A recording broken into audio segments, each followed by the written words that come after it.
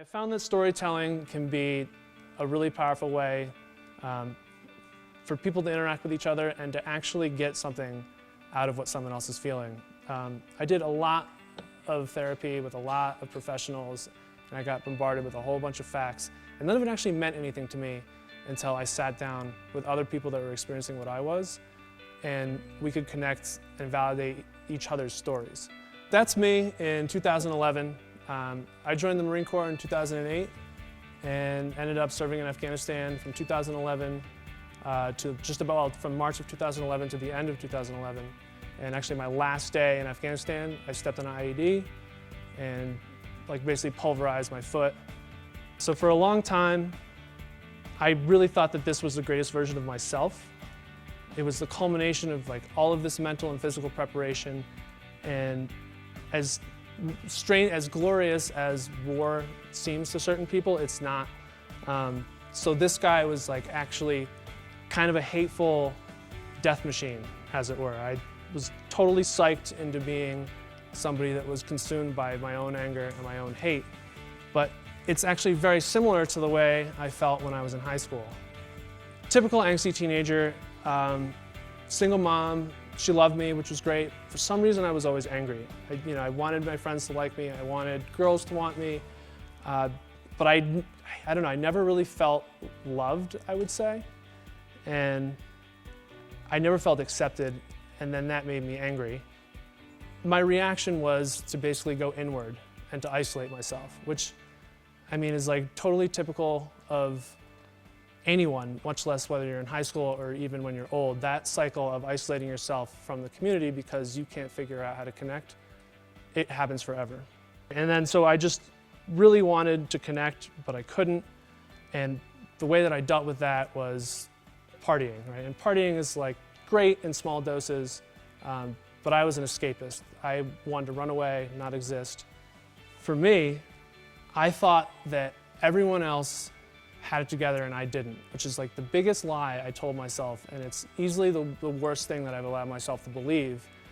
But I think at some point everyone can identify with the feeling of not being normal, or of not having anyone that actually understands what you're like and what you feel, and not being able to communicate that.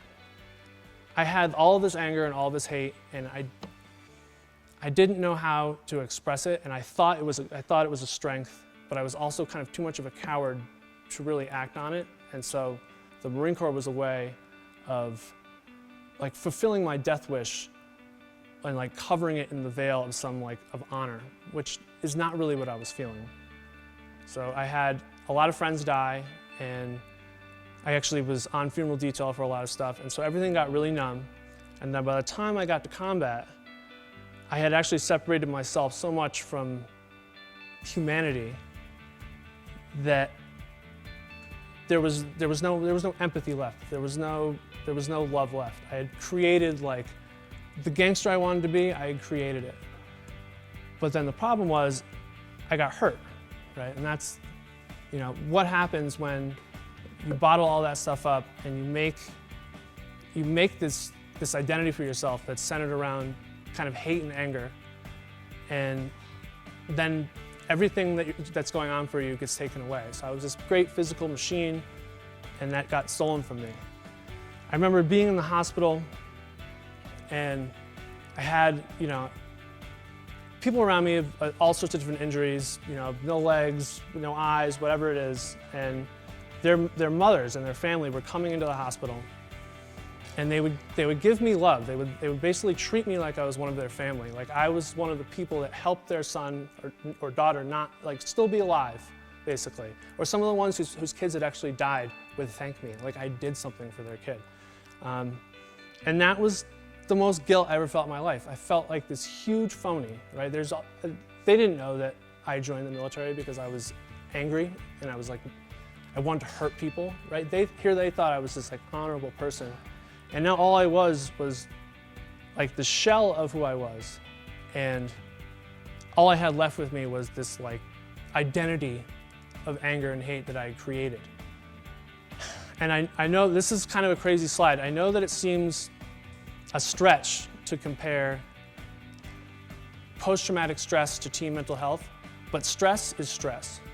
And my inability to deal with it then directly fed into my inability to deal with it later. And as you get more and more lost in stuff like this, the consequences become bigger.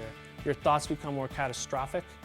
And that's when, especially when there's no fear of death anymore, I mean, that is why you have the high suicide rates of veterans. It's because we no longer feel like there's any possibility ever that there will be happiness in our lives again.